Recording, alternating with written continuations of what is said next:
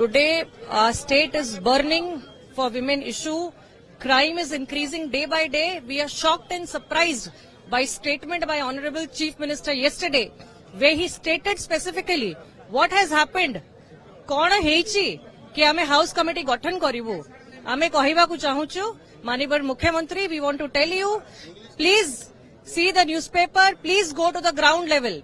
People have elected you as a common man to sit in the seat to understand the issues, the plight of common man.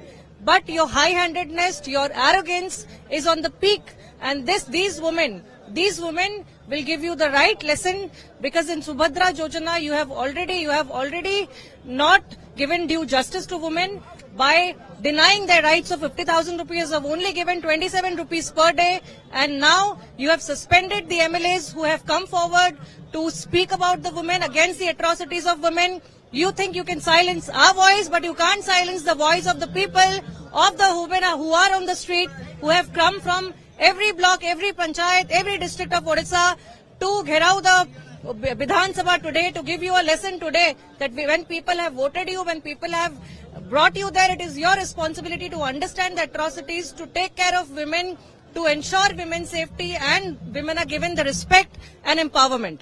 We have raised voice in the assembly. You see the reply of Honorable Chief Minister. It is so shocking, surprising. Honorable Chief Minister has replied that the rape cases has increased by 8% in the last 9 months. The atrocities have gone up. There are unresolved cases. Yet he wants to save his face. He wants to protect himself.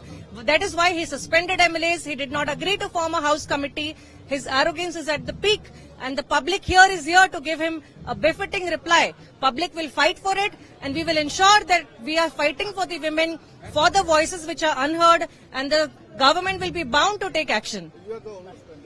I am suspended. I am extremely disheartened by this step by the government, one-sided approach by the government, where they did not listen to the voice of the opposition, to the voice of the oppressed women who are not able to come out of their house, to the homes where the rape has happened, where children are murdered, where young children have got pregnant. They have turned a blind eye and a deaf ear to the problems of women, and it's extremely disheartening that despite protesting in such a cordial way, in a respectful way, they decided to push all the opposition outside so that they can pass all their bills, they can put in fake views in the house and do whatever they want. They want to run the government in an undemocratic way.